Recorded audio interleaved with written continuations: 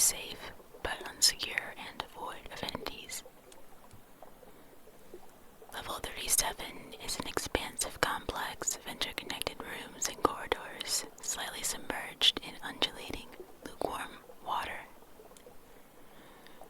Each area of the level varies greatly in size and structure, ranging from uniform pools and hallways to more open, abnormally shaped areas.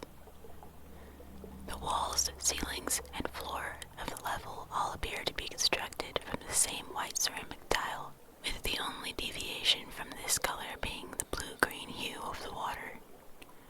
Such tiles are eerily pristine in condition, all identical to one another without a single hint of damage on their shiny surfaces.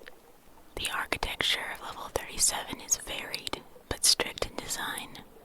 All areas in the level connect to one another in a senseless manner, with none having an easily identifiable purpose. Although the intended use of each area is difficult to ascertain, they are much too large to properly serve the function of a pool. The abnormality of level 37's geometry indicates any purported purpose it might serve. Pillars protrude out of the water in certain areas, much too large in quantity to be practical. Many open areas of water lack edges for one to hoist onto. Light is cast from irregular angles, leaving some areas completely cast in darkness, and certain staircases descend directly into the pits of water. Investigation has shown that traces of Epsom salt are present in the waters of level 37.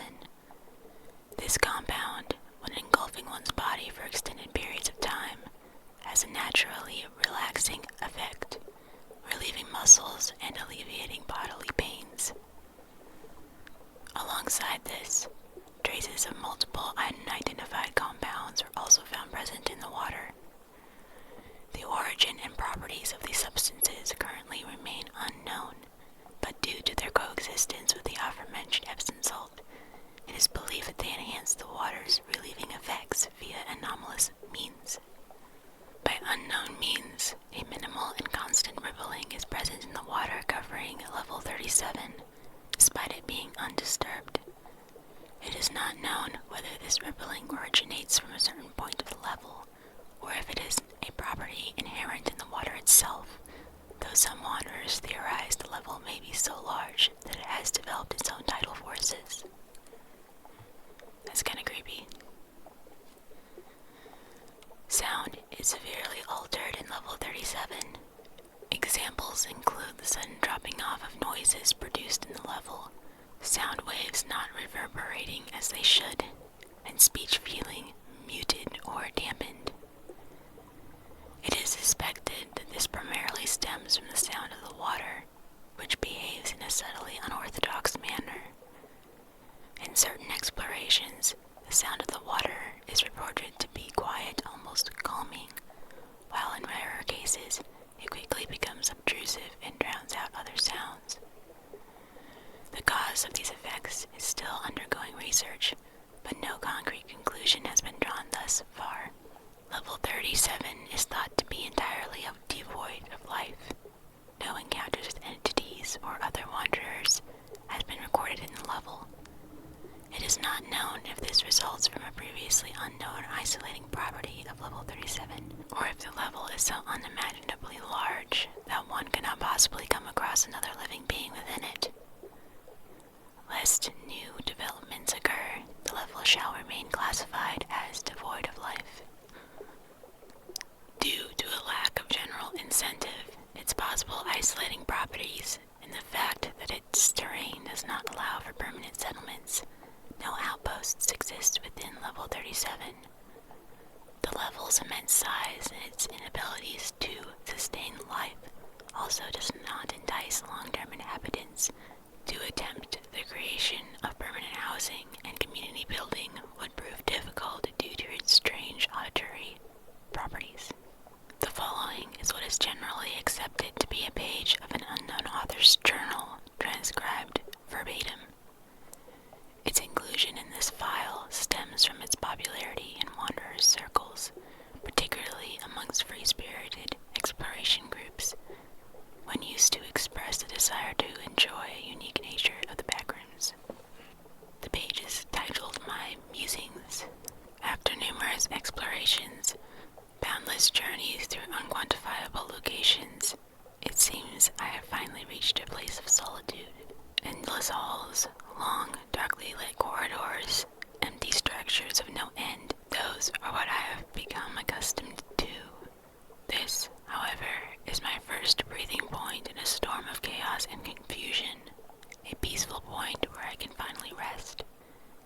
Never before have I witnessed architecture such as this. Brightly lit rooms with pools of blue water, surrounding one's body like a warm embrace. White ceramic tiles make up the walls and floor, reflecting the light and leaving no corner untouched by its radiance. These places are not bound in reality. They are a microcosm of one's mental state, a reflection of their emotions. They are a twisted parody of reality, extended interpretations of locations one does not typically consider whilst passing through. Exploring them can be described as wandering within a dream. They are not infinite, nor are they finite. It is my belief that these places reflect the headspace of those experiencing them. It is not the doing of any force or overseeing entity whatsoever. Instead, it is one's emotions that keep the rooms extending, the impetus for their continued growth and existence. There is no architect to these places besides our minds. They are human thought pushed away from its makers, alien despite their familiarity. I've come to call them scapes, dreamlike realms one passes through, experiencing and subsequently continuing to the next, like a journey of sorts. One could exit at any time with the right headspace. Attaining it, however, would be no easy feat while continually passing through the looping hallways and nonsensical corridors. While being illogical and foreign, these places are tailored to you. The places you commonly pass through without any thought become all you know. Each escape is far too familiar, but far too strange to be comforting. It can be compared to a nightmare. I digress. In short, this escape truly amazes me. While one may feel a permeating sense of peace and calmness within it, another cannot help but notice a feeling of dread wash over them as they notice the strange, lightless corners. This strange effect has never ceased to intrigue me. This escape is without blemish or defect. The pool rooms are simply stunning, an intricate design, a possibly infinite puzzle whose pieces form something peculiar, indescribably strange, yet indescribably perfect. It can only be the handiwork of a god. So there are several entrances to this level. Submerging oneself in the waters of level 58 and level 119 may lead to one re-emerging in this level. Porcelain-tiled areas of level 233 infrequently lead to this level. In rare circumstances, underwater areas of level 130 may act as entrances to this level. You can also enter via an arcade on level 25. Of course, if there are entrances, there have to be exits. Well, mostly, anyway. Immersing oneself in the water of level 37 may cause re-emergence in the pools of 130. Enclosed dark tunnels in this level may lead to level 43. Corridors in level 37 can rarely lead to similar corridors in level 233.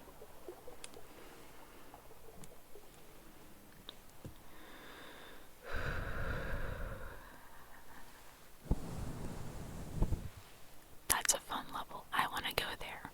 I don't know about you, but being able to chill out and just sit in water for a while, that sounds great. But maybe it's just because it's getting closer to summer and I'm excited to go to a water park or something. But anyway, I do plan on trying to film twice each week.